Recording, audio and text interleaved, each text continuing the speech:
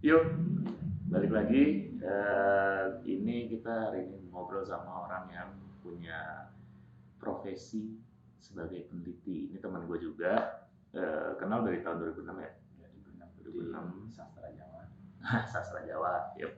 Jangan kaget kalau isi videonya banyak alumni sastra Jawa, karena sebenarnya banyak teman-teman gue yang oke-oke lah, tapi karena lulusan sastra Jawanya kadang tidak dilihat, padahal secara kualitasnya pada bagus-bagus. Nah, hari ini kita ngobrol sama teman gue ini, namanya Ade Cahyadi ya, Cahyadi Setiawan. Asik. Nah, gue berteman sama dia udah lama, dari kita seangkatan dan sudah berapa tahun ya? Udah 15 tahun kali ya. 15 tahun. Nah, memang anaknya pemalu dan suaranya agak kecil sih. Iya, enggak. Nah, satu hal yang gue suka dari anak ini, dia mengambil jalur sangat berbeda dari teman-teman yang lain.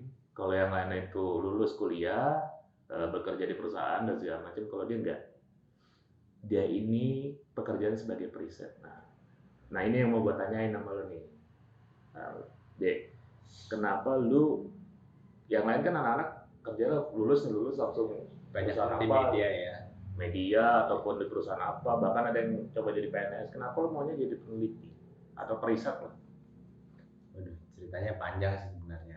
Jadi ya mungkin apa ya, Ail tahu lah ya pada saat kuliah kita seperti apa gitu kan.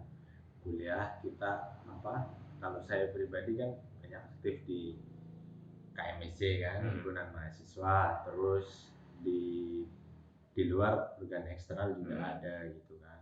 Saya ikut basic training himpunan mahasiswa Islam, terus di sisi lain juga aktif dengan teman-teman Nahdlatul Ulama juga. Terus tapi yang bisa apa ya, kenapa saya terjun sebagai peneliti, sebenarnya ada hal yang mendahului gitu kan. Misalnya pada zaman mahasiswa kan ikut survei-survei gitu kan, jadi surveyor gitu kan. Yang turun ke lapangan berarti? Nah ya, turun ke lapangan itu kan, ngambil data gitu kan, wawancara gitu. Nah dari situlah sebenarnya boleh dikatakan sebagai pintu gitu kan. Oh ternyata riset seperti ini dan menarik gitu kan. Pada saat itu ya sering kebetulan justru sama senior yang kebetulan dosen ekonomi gitu kan, kebanyakan di situ. Nah kenapa bisa seperti itu ya, jalurnya seperti itu. Jadi kita riset, lama-lama jadi asisten gitu kan. Tapi memang mungkin kalau teman-teman mungkin kebanyakan kan ke media ya. Kalau kita memang ke dunia penelitian lebih ke kebijakan publik sebetulnya gitu. Nah ini menjadi menarik buat gue, karena orang yang belum tahu mungkin akan melihat bahwa dunia riset itu dunia yang ribet ya. Maksudnya kan ibarat kata gue aja pas kuliah bikin tugas sama segala macam itu ribet banget kan, karena perspektif orang mungkin peneliti dan periset itu sama dengan akademisi. Sebenarnya sama nggak sih? Sebetulnya ya sama aja, akademisi juga gitu kan, karena kebanyakan memang kalau peneliti memang sebagai dosen juga gitu kan. Kayak misalnya ya dunia itu beririsan lah gitu kan. Satunya mungkin lebih ke pengajaran gitu kan, akademisi sebagai pengajaran, atau yang satunya lebih ke ilmu terapan yang sebagai peneliti gitu kan. Kita turun ke lapangan, terus melihat fenomena yang terjadi di masyarakat gitu kan. Nah mungkin saya juga agak nggak linear juga gitu kan, ketika dari dunia aktivis gitu kan, dari aktivis kampus, kemudian dapat tawaran beasiswa, dan beasiswanya itu manajemen gitu kan. Tapi ya pokoknya sebenarnya kalau dipikir-pikir saya ya agak multidisiplin juga gitu. Ya bukan multi lagi. Bisa saja aja manajemen. Iya. Saya juga bingung juga ya, artinya gini. Artinya ketika basic training misalnya di himpunan mahasiswa Islam itu saya ikutnya di komisariat hukum UI gitu. Dah. makanya artinya waktu itu tapi saya justru dapat ilmunya justru dari situ juga dapat ilmu juga gitu kan. Waktu itu saya masih ingat Pak Chandra M. Hamzah ya waktu itu wakil ketua KPK kalau nggak salah. Itu ngisi materi gitu ya. Oh ternyata menarik juga ya. Artinya dari sisi hukum kita benerin sistematika cara kita berpikir gitu. Nah dari situ juga terus kemudian S1 kan ngambil di sastra Jawa, ngambilnya linguistik kan. Linguistik. Nah itu juga bingung juga pada saat S2 itu ngambil S2 itu mau di mana gitu ya. Akhirnya ngambil di bidang marketing gitu kan. Dan lebih fokusnya ke hal yang terkait dengan pelayanan kayak gitu. Nah, ternyata dari situ juga membantu juga ketika ternyata kita spesialisasikan kayak sekarang misalnya kan tren pelayanan publik kan enggak dia dinilai sama masyarakat loh gitu kan, dinilai sama masyarakat untuk gimana sih pelayanan yang bagus, yang apa, karena sekarang dunia teknologi kan dunia gadget semua, video kan. Nanti kalau misalnya nggak bagus pasti akan dikritik pelayanannya gitu. Nah, kita juga sering ke situ, sering sebagai peneliti apa kebutuhannya masyarakat seperti apa. Tapi di sisi lain juga karena kita bergaulnya dengan dosen-dosen kebijakan publik, tapi juga itu juga membantu juga untuk kita mendalami ilmu gitu kan. Kan setelah itu kan kita setelah lulus misalnya kita kan pasti pengen apa gitu kan, ngambil kursus apa, kursus pendidikan non formalnya gitu kan. Nah itu yang memperdalam itu. Nah buat gue menarik ketika lu ngambil apa ya istilahnya pembidangannya di kebijakan publik ya. Nah pengaruhnya hasil riset lu tuh apa sih sebenarnya? Karena kalau kita bicara gini ya, kalau kita bicara riset dia harus ada hasilnya dong. Nah hasilnya itu berupa apa gitu? Kayak gini, peneliti itu bukan penentu kebijakan. Ini yang harus dan peneliti itu ketika ada kok penelitiannya aku nggak presisi gitu. Nah itu di penelitian kenapa ada istilah margin of error kan? Kita bukan Tuhan gitu kan, bukan Tuhan yang harus seperti ini harus presisi. Yang mendekati Tuhan warganet.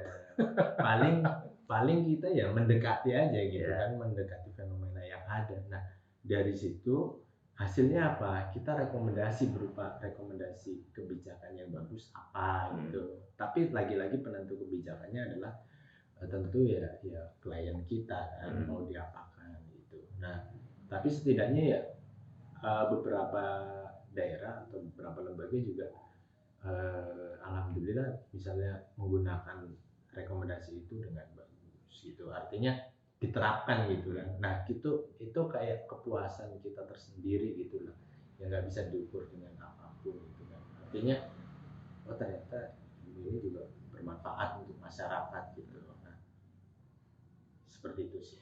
Nah kalau kita bicara riset ya kan jatuhnya di setiap perusahaan pasti adalah divisi risetnya yang R&D ya. Nah pertanyaan gue mungkin lebih ke ini kali deh. Kenapa lo nggak? Gue lihat kan dari gue kenal lo ya selama beberapa tahun belakangan ini udah 10 tahun lebih kan. Ya udah 10 tahun lebih dan apa namanya? Gue lihat lo nggak ada ketertarikan gitu ke perusahaan segala macam. Apakah riset yang sekarang ini, dunia riset yang sedang lo jalani ini apa namanya? Lebih memberikan apa kalau lu gitu? Lu tidak memutuskan ke apa namanya ke perusahaan karena kalau bicara dunia riset yang lo jalani ini kan sebenarnya dia bisa dikatakan kurang bisa stabil ya dengan kondisi kayak perekonomian pribadi kan, karena kan kalau di perusahaan kan jelas tuh dia kan ini terjamin lah ada BPJS-nya apa segala macam, sedangkan lo memilih untuk tidak ke perusahaan gitu. Kenapa lo kayak gitu? Dalam tanda kutip lebih ke associate ya. Iya, asosiat profesional atau kita memang tidak terikat kepada satu perusahaan maksud gue. Sebetulnya kita juga bermitra sih, artinya kita asosiat terhadap lembaga-lembaga riset yang ada gitu kan. Tapi kenapa nggak sebagai karyawan tetap istilahnya di situ? Kenapa pilihannya di situ? Kita harus memberi jarak sebetulnya, memberi jarak agar kita cara berpikirnya agak independen lah, walaupun sebetulnya independen yang 100% itu nggak bisa, tapi setidaknya kita punya grit atau setidaknya apa ya, bukan arti kebebasan, tapi kayak ketika orang meneliti itu mengambil jarak itu kan nggak terlalu dekat dengan kekuasaan, itu kan enak aja gitu. Nah itu yang cukup membuat kita puas lah, artinya kita jalan gitu kan, seperti apa itu. Lu kan sastra Jawa nih, terus S2 nya manajemen. Ada nilai plus nggak dalam kerjaan? Maksud gue itu membantu lu nggak sih dua background yang berbeda ini gitu? Jelas karena kan sebenarnya terutama di ilmu minornya ya, linguistik kayak gitu. Karena kita ketika masuk dunia kerja, jujur aja ketika lu sastra Jawa itu pasti akan underestimate itu. Banyak orang banget itu. Lu apa sih gitu, ya kan, sastra Jawa apa yang dipelajari dalang atau sebenarnya nggak itu juga. Sebetulnya ilmu bahasa kan semua kan. Kita kan diajarinnya kan basic semua kan. Ya kan? Pengantar linguistik ini semua, filsafat bahasa semua kan dapat kan. Baru minornya hanya berapa, paling 50% kali ya, atau 60% itu baru sastra Jawanya. Terus balik lagi kan. Misalnya teori linguistik, teorinya dari mana? Kebanyakan dari barat kan, ya kan? Tradisi itu. Itu pakai segitiga Ogden kok misalnya. Iya, nah itu teori barat dimasukin ke kita kan sebagai pisau analisisnya.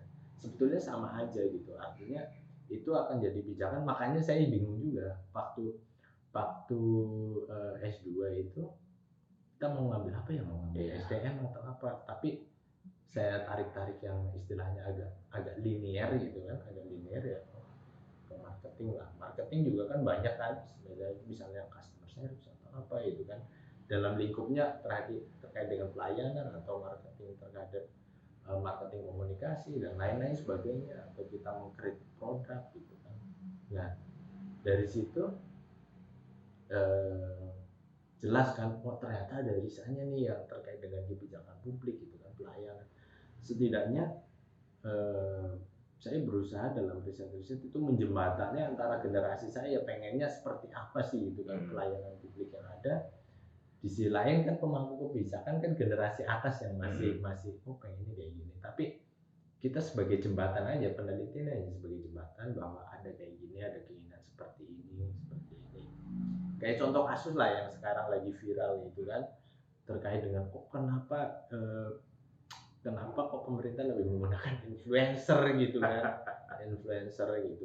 daripada yang lain terkait dengan mengkomunikasikan program-programnya gitu kan. Walaupun dari media mungkin ada kan, nah itu kan mungkin sekarang misalnya di generasi kita terkait dengan itu kan apa ya, lebih dekat dengan gadget, membaca berita rendah, literasinya rendah ya, mungkin perspektifnya ke situ gitu kan. Itu juga apa ya namanya, era disruption ya kayak gini lah gitu. Gue melihat kondisi sekarang apalagi COVID ya, gue nggak tahu maksudnya apakah itu berdampak juga ke lini lu, karena banyak lini usaha atau banyak lini profesi itu terdampak ya gitu. Nah itu yang mau gue tanya, itu ada nggak sih dampak yang lo rasain gara-gara COVID ini? Apakah misalkan lo riset sekarang udah nggak bisa turun ke lapangan atau gimana? Karena kan bicara kondisi seperti ini banyak yang akhirnya berlari ke digital gitu. Dan apakah dengan misalkan lari ke digital itu memungkinkan riset dilakukan? Sangat memungkinkan sih, sangat memungkinkan. Kalau riset berjalan sih tetap berjalan ya, tapi nggak sebanyak yang turun ke lapangan ya, nggak banyak berikutnya, karena kan ketentuannya sangat ketat hari ini kan, misalnya harus swab dan lain-lain gitu kan, interaksinya, terus protokolnya, terus kode etik peneliti juga ada loh sebenarnya. Apa tuh? Bisa lo jelasin? Misalnya kita mau meneliti terkait dengan orang-orang yang terkena penyakit tertentu atau apa gitu, atau kita kontak dengan orang yang kebetulan narasumbernya penyakit tertentu atau apa gitu kan, yang beresiko tinggi penularannya. itu ada kode etiknya, artinya selain kita mungkin ketika wawancara harus pelan dan lain, itu teknik ya. Terus itu termasuk mungkin kategori penelitian yang beresiko tinggi gitu. Penelitian beresiko tinggi kita juga harus peneliti juga sebagai peneliti juga harus hati-hati gitu. Itu aja sih kayak gitu. Kayak misalnya sekarang mungkin penelitian banyak ya yang turun ke lapangan untuk meneliti dampak ekonominya atau bagaimana dampak pelayanan publik terhadap masyarakat ketika pandemi kayak gitu. Itu bakal beda nggak hasilnya antara misalnya riset lo turun ke lapangan dengan riset hanya mengandalkan, taruhlah kan ada website SurveyMonkey, surveymonkey.com itu yang dipakai buat survei, ya kan? Maksud gue di ranah digital dengan di lapangan, apakah kualitas risetnya akan berbeda? Nah, ini yang cukup menarik karena kayak gini. Saya mungkin agak mengambil spesialisasi dalam bidang penelitian itu terkait dengan khususnya penelitian. Kita kan tim ya, maksudnya saya ada tim gitu. Mungkin teman saya lebih ke kuantitatifnya. Kalau saya lebih senang ke kualitatifnya, ya kan, lebih ke pendalamannya gitu. Apakah hasil kuantitatifnya mendukung, apakah sesuai dengan kondisi yang di lapangan. Dan ini sebenarnya kalau konsep penelitian kayak gini, ini kan saling cover gitu kan. Oh gitu. Nah, ketika kita kualitatif, keadaan di lapangan seperti apa, itu jadi bahan masukan yang kuantitatif itu. Oke, yang melengkapi berarti. Jadi artinya baik turun ke lapangan pun mau digital pun dua-duanya sebenarnya masih dibutuhkan lah ya di wilayah profesi ini. Tantangannya apa sih sekarang yang lo rasain? Karena ya bicara COVID, terus bicara lu juga kan struggling lu gimana, itu tantangan yang lo rasain selama ini gimana? Apakah lebih berat dulu atau lebih berat sekarang? Sebenarnya sih apa ya, sama aja sih artinya. Cuma kita sekarang kan kita harus grit ya pengen kita kedepannya pengen sekolah lagi gitu kan. Mungkin ada tuntutan bukan tuntutan sih, ada ajakan gitu ya, ngajar aja gitu kan, kayak misalnya jadi dosen gitu atau apa gitu ya. Nah itu ya harus di-grade lah, kita juga harus upgrade ilmu, terus juga harus memperbanyak ya terutama baca literatur, buku gitu kan. Lu masih suka baca? Masih sih. Sehari berapa buku sekarang? Kalau dulu kan buku-buku yang belum kita pelajari dulu baca gitu. Kalau dulu kan, kalau zaman mahasiswa mungkin kita targetnya seminggu 4 buku ya. Lu seminggu 4 buku. Kalau sekarang ya sebulan ya paling 1 buku 2 buku. Apa karena umur udah bicara nih? Kalau umur sih enggak. Kalau sekarang misalnya banyak bacaan literatur yang online sih ya. Oke. Kan lebih ke situ kan.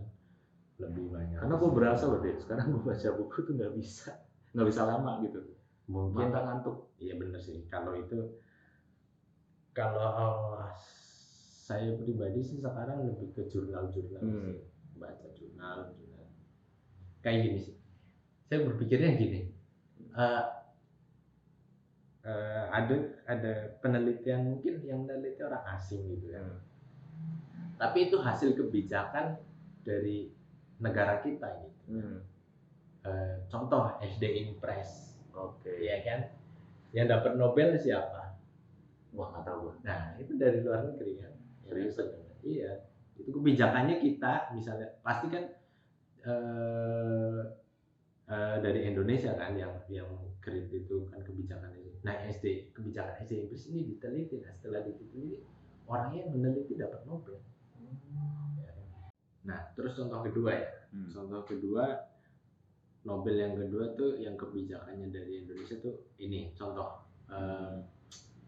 tahu ini nggak? Kupedes. Oke, pernah dengar gua. Ya, Kupedes itu kan apa ya? Kayak microfinance tapi untuk desa. Iya, di desa. Okay. Ya, nah itu diteliti sama waktu itu sebenarnya yang dapat Nobel tuh Muhammad Yunus, tahu yang Grameen Bank. Nggak tahu gue. Grameen Bank itu. Nah dia kayak gini. Jadi di Indonesia ada tuh namanya produk kebijakannya tentang Kupedes itu kan, Ah, terkait dengan jangkauan pelayanan keuangan sampai ke desa-desa gitu kan. Nah itu kalau yang saya baca-baca itu si Muhammad Yunus belajar tuh di daerah Jogja gitu, belajar terkait itu. Nah kemudian dia membawa ilmu itu ya kan, diadopsi di negaranya, dia bikin Grameen Bank. Nah Grameen Bank itu dapat Nobel. Nah gitu. tapi tapi mungkin nggak sih kalau misalkan ini kayak lo nih, lo kan riset ya macam, bisa nggak sih suatu saat nanti hasil riset lo itu menghasilkan satu produk apa kebijakan yang kasarannya bisa berdampak untuk orang banyak. Nah itu menurut gue. Sebenarnya sih ya bisa aja gitu kan. Tapi ya kita itu kan jam terbangnya juga tinggi ya, terkait dengan jam terbang itu, jam terbang sebagai peneliti itu. Ya mungkin kita targetnya ke situ gitu. Makanya kita sekarang baca bukunya agak dikurangin, tapi baca jurnal gitu kan, baca jurnal gimana. Saya sendiri sih udah ada preferensi ke arah situ, artinya pengen belajar sih dari orang-orang yang memang fokus ke penelitian yang bisa berdampak kepada orang banyak lah. Nah itu sampai saat ini juga lagi belajar terkait jurnal lah, kan kedepannya juga ya untuk saat ini sih jurnalnya masih jurnal nasional lah, kedepannya juga pengen ke jurnal internasional gitu kan, terkait dengan apa yang kita teliti gitu kan.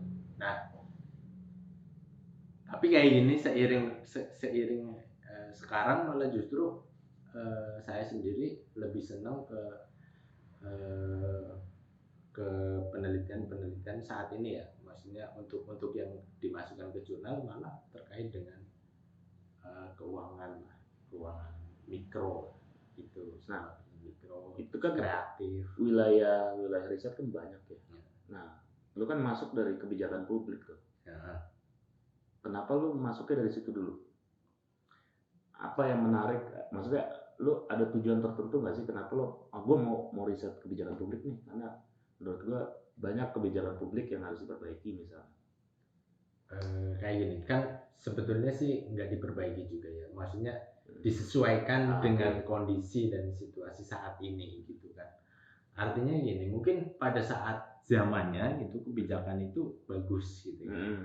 Tapi seiring bergeser, seiring dengan pengetahuan yang sekarang eranya terbuka dan orang kepengen ada tuntutan lebih dan sesuai dengan kondisi saat ini gitu ya, kita harus melakukan riset yang kondisi saat ini juga gitu kan, yang dibutuhkan masyarakat apa sih gitu. Kayak saat ini kan mungkin orang apa ya, akan kecenderungannya terkait dengan pelayanan publik, mungkin dulu tatap muka gitu kan, terus sekarang dengan adanya era digital nggak perlu tatap muka gitu kan. Ya mungkin sistemnya kalau melakukan pelayanan publik tinggal upload aja, nanti dokumen akan terkirim gitu kan, Nah eranya juga seperti itu gitu. Tapi ya balik lagi gitu kan, terutama kalau di kita kan misalnya era kebijakan itu ketika reformasi itu kan terbuka tuh, orang mulai terbuka. Mungkin juga misalnya dulu nggak ada, mungkin dulu apa ya, nggak ada pelayanan yang saat ini ada gitu kan. Sekarang misalnya ada konsep mall pelayanan publik misalnya gitu kan, itu kan tuntutan era sekarang gitu kan. Terus zaman dulu udah ada sih misalnya yang pelayanan satu pintu, Samsat itu kan contoh Samsat itu kan contoh kebijakan yang sampai sekarang masih dipakai kan. Di situ ketika kita melakukan pelayanan gitu kan, di situ ada pajaknya ya kan, terus di situ ada asuransi ya kan, nah itu kan include itu bayarannya di situ kan, tinggal satu proses aja udah selesai. Nah itu sekarang juga eranya bayar pajak bisa online ya kan, bisa dari Tokped, bisa dari Bukalapak, segala macam, e-commerce ya marketplace lah ya, atau Nah, bisa dari situ-situ gitu kan. Kalau gue sih ngomongin brand sih nggak masalah. Ya kayak gitu lah. Era sekarang itu memudahkan gitu kan. Tapi ingat tapi lagi kondisi saat ini mungkin ya kita juga harus dibatasi dengan etika-etika yang di dunia maya atau apa gitu kan, semakin gitu kan. Misalnya contoh ya kan, dengan dokumen-dokumen yang online sekarang ada istilahnya tanda tangan elektronik gitu kan dari pejabat yang berwenang gitu. Nah kayak gitu kan sekarang eranya cepet banget kan. Iya. Kita berpikir mungkin penelitian kita 1 tahun yang lalu gitu kan, kebijakannya cepet lagi, mungkin berubah ya, itu eranya sih. Berarti lo harus gini ya. Berarti yang gue tangkap nih dari cerita itu, seorang periset atau seorang peneliti itu harus ada adaptasinya cepat ya. Cepat. Seberapa cepat menurut lo? Karena maksud gue ini kan di zaman ini bergeraknya cepet banget gitu. Apa harus ngikutin banget sesuai zamannya atau ya agak-agak di bawah dikit lah pergerakannya? Harus cepat sih karena makanya memang dinamikanya sekarang kan terkait dengan generasi yang berbeda gitu kan. Mungkin itu juga harus cepat juga gitu. Harus cepat juga kita meneliti misalnya. Juga itu kan mungkin tapi misalnya penelitian itu juga kan macam-macam kan. Ada yang kebutuhannya memang untuk jangka pendek, untuk kebijakan jangka pendek atau riset cepat gitu kan. Nah, riset cepat misalnya contoh ini mungkin saat ini banyak juga teman-teman yang melakukan riset cepat terkait dengan pandemi Covid ini kan. Ya, riset kebutuhan ya misalnya kebutuhan masyarakat apa sih prioritasnya gitu kan, itu harus diriset dulu atau misalnya langsung digelontorin. Kalau digelontorin kebijakan secara langsung misalnya takutnya kan agak kurang tepat sasaran atau seperti apa. Nah itu yang seperti itu. Nah ini gue ada satu muncul nih barusan di kepala gue. Jadi kita bicara di era digital sekarang itu kan multidisiplin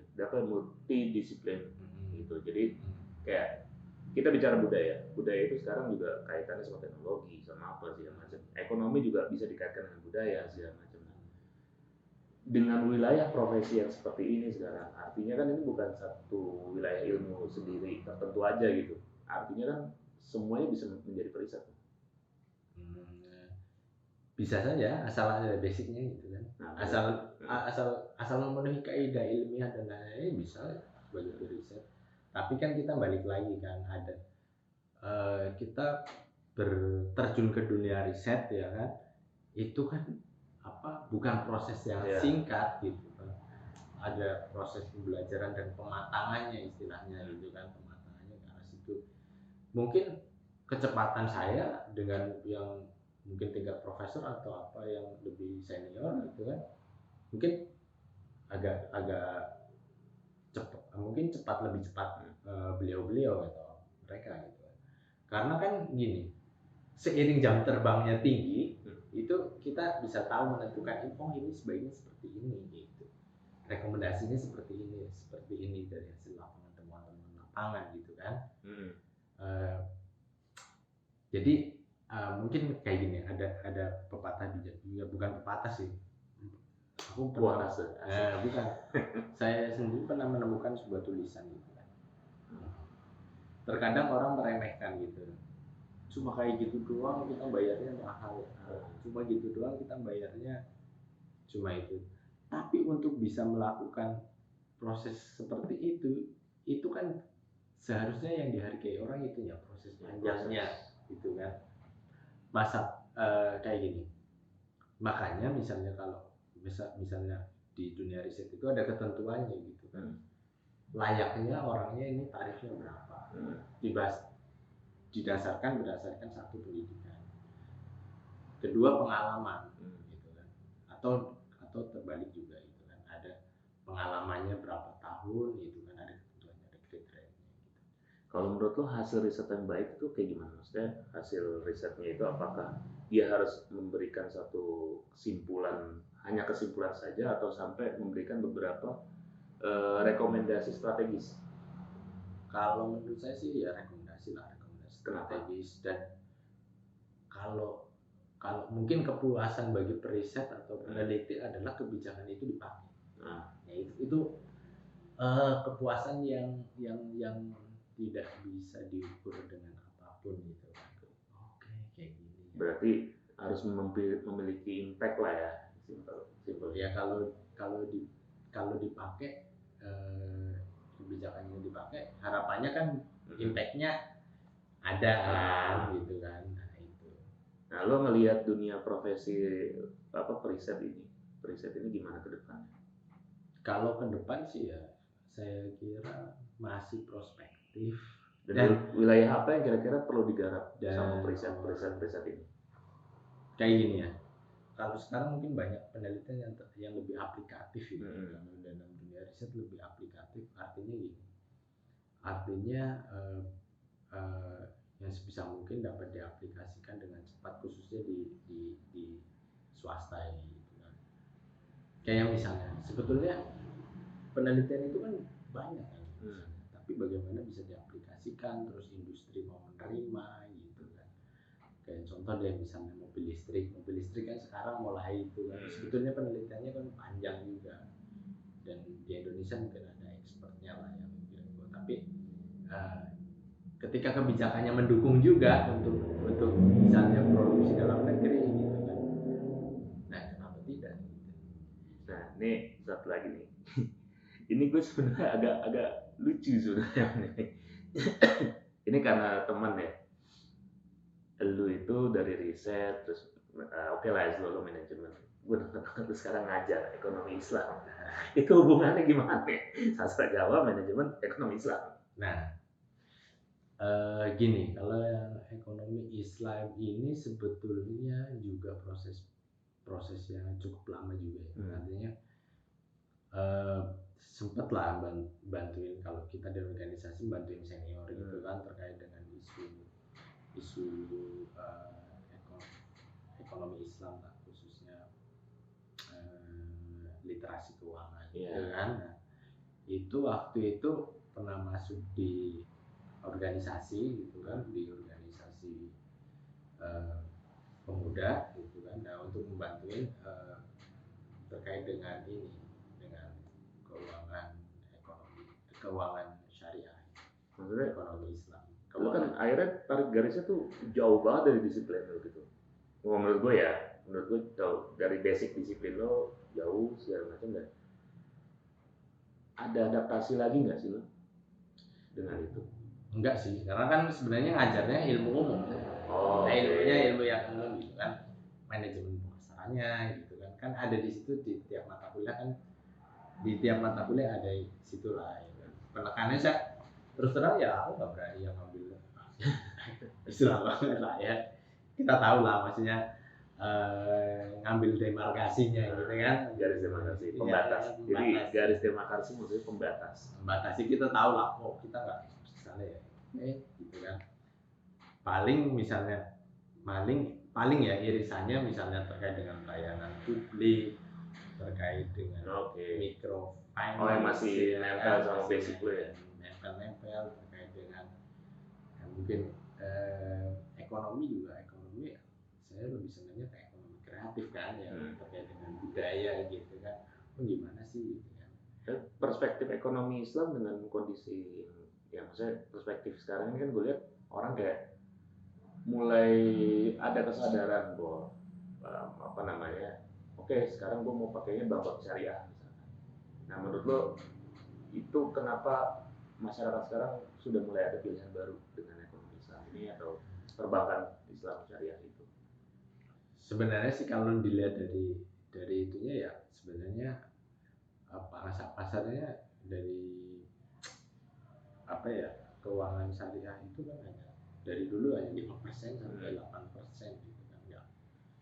Ya sekitar segitu aja lah gitu kan. Artinya ya, nah cuma mungkin lembaganya yang banyak, lembaga keuangannya yang banyak dari karena hampir gue perhatiin hampir semua bank-bank yang udah lama tuh buka versi syariahnya. Oh gitu. Oh ya kalau itu memang ya pendekatan market juga kan, karena kita ya mau nggak mau sekarang Indonesia kan ya umat muslim terbesar, terus yang lebih moderat gitu kan.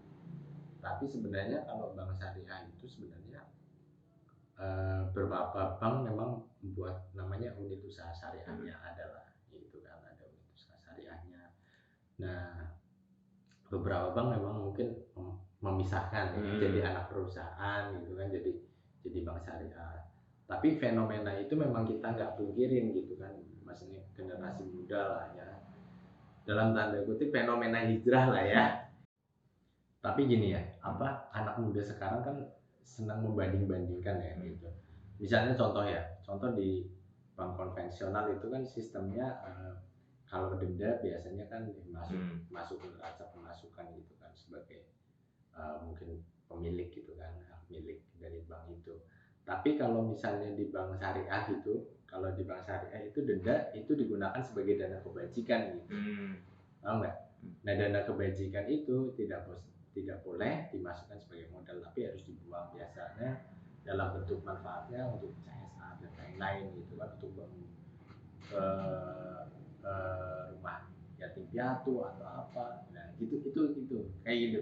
Jadi kalau aku sih melihatnya bahwa kalau aku sih, kenapa kalau aku? Ya nggak apa-apa. Enggak, kalau saya melihatnya itu sebagai ini apa ya? Lu jangan kaku-kaku di video gue. Jadi nggak enak. Jadi gini, kalau saya melihat gini, istilahnya anak muda sekarang senang membandingkan benefitnya seperti apa. Nah, itu yang mungkin mereka memilih bank syariah gitu. Ada pertimbangan atau juga ada sentimen agama atau apa juga, kita juga itu harus diteliti ya. Sebenarnya boleh juga ada banyak positifnya. Gue juga salah satu yang mungkin mulai pelan-pelan, ke bini gue juga, ke Ageng itu juga mulai kalau bisa sih bank syariah. Kayak kemarin gue mau KPR tuh, jadi ada beberapa pilihan, terus si bini gue itu ya dia ngeliat ada nggak nih opsi bank syariahnya gitu. Nah, tapi di balik itu sebenarnya memang banyak positifnya sih gue lihat. Terus paling sekarang nih dengan dinamika kehidupan yang short ya, nggak linear banget istilahnya. Buat lu sendiri harapan lu ke depan gimana sih? Buat lu ya, karena kan nih gue lihat tuh penyuka tantangan gitu. Lu nggak stay di satu bidang, lu coba lagi main, terus coba lagi, walaupun masih ranahnya riset ya. Kayak gini. Ya sebenarnya kita tarik benang merahnya aja. Kita mau arahnya kemana sih? Gitu. Pasti setiap orang punya visi misi tujuannya kan dalam kehidupannya itu kan. Tapi gini, kalau saya pribadi sih jalanin aja gitu kan. Jalanin aja misalnya. Kita pengennya di sini ya, udah jalanin aja istilahnya gitu kan. Tapi kalau misalnya ada kesempatan lain ya nanti dulu lah gitu kan. Karena ini kayaknya masih asik nih. Kalau misalnya nanti udah ini pasti orang akan berpikir lain. Kayak gitu sih sebenarnya ya kita pasti akan tujuan gitu ya kan, ke kemana mungkin akan sekolah lagi gitu kan. Prioritas orang kan beda-beda gitu kan. Tapi kalau misalnya untuk ke depan, misalnya untuk memilih gitu kan, umur kita mungkin umurnya di atas kepala 3 ya. Nah, kepala 3 ya kan. Jangan diingetin, gue berasa tua. Ya, kayak gitu. Kita harus menyisihkan misalnya untuk kita udah harus persiapan nih ibadah yang kelima itu kan, naik haji kan, berhaji itu ya kita harapan sisihin gitu. Jadi untuk saat ini ya, kalau misalnya saya prioritas ya, kalau misalnya untuk S3 apa naik gaji gitu, ya naik gaji dulu lah gitu kan. Kalau pendidikan juga udah melampaui, misalnya orang tua kita dulu sekolahnya apa, kita udah lebih melampaui orang tua, ya alhamdulillah. Di sisi lain juga mungkin kita ada target misalnya kita ya, kalau misalnya penelitian ya harus berpihak pada masyarakat lah ya, yang bisa memberikan dampak gitu. Karena kan kayak gini, ada kecenderungannya bahwa kekuasaan itu kan harus diimbangi dengan kalau misalnya dulu di dalam konsep kerajaan itu kan kita setelah raja terus ada pelaksananya, ada penasehatnya kan. Nah, kita fungsinya ya sebagai penasehatnya gitu kan. Kadang kita juga ngeritik juga. ngeritik pemerintah, tapi dalam artian kritik yang konstruktif, yang positif gitu, bukan yang sifatnya menghujat. Kayaknya misalnya dalam dunia hoax itu kan dirimu lah ya yang lebih paham istilahnya, itu mungkin banyak di situ gitu. Nah kita yang penting konstruktif gitu. Orang selama ini kalau dikritik, misalnya saya nulis itu dikritik seneng kan, ya kan. Misalnya pada saat ngeritik terkait dengan transportasi online gitu, pas awal-awal kan pemerintah masih gagap tuh, kita kritik. Iya, lu sempat bikin riset soal ini ya, transportasi online juga ya. Iya, nah itu kan akhirnya pemerintah kayak gini harus pendekatannya, kan nggak bisa harus saklek gitu, karena kemajuan teknologi juga itu harus diadopsi atau diadaptasi. Berarti gimana caranya win-win solution? Berarti yang gue tangkap adalah lu stay dengan bidang lu sekarang. Iya, tetap sebagai periset. Iya, sebagai istilahnya sebagai, kalau saya pribadi menyebutnya sebagai bandul, penyeimbang antara pemangku kebijakan dan masyarakat, harapan masyarakat seperti apa, ini penyeimbang. Kita kan hanya memfasilitasi aja ya kan, masyarakat pengennya apa gitu kan, diteliti terus dikasih rekomendasi kebijakan pemerintah. Dan nggak hanya pemerintah sih sebenarnya, juga swasta kadang juga kita kayak gini loh, karena kan harus diimbangi juga kan, swasta juga harus nggak bisa melakukan sekehendaknya gitu, ada batas-batas yang harus dihormati, kayak gitu ya, gitu prinsipnya kayak gitu lah. Menarik. Jadi buat kawan-kawan ya, khususnya yang kuliah di jurusan-jurusan yang seperti kami, jadi jangan membatasi diri, apapun bisa dicoba. Kayak dia nih, si Ade ini, ya kita ya udah dengerin lah bahwa bagaimana dinamikanya dia, dan kuncinya adalah jangan berhenti berusaha, ikhtiar terus, coba terus, dan belajar. Mungkin itu nanti kalau misalkan kawan-kawan ada yang tertarik ingin tahu lagi lebih lanjut soal apa sih dunia riset yang dikerjakan seperti Mas Ade ini, kerjakan, nanti bisa kabarin aja, nanti mungkin ada versi selanjutnya dari wawancara dengan Ade. Mungkin gitu aja, sekian, semoga bermanfaat.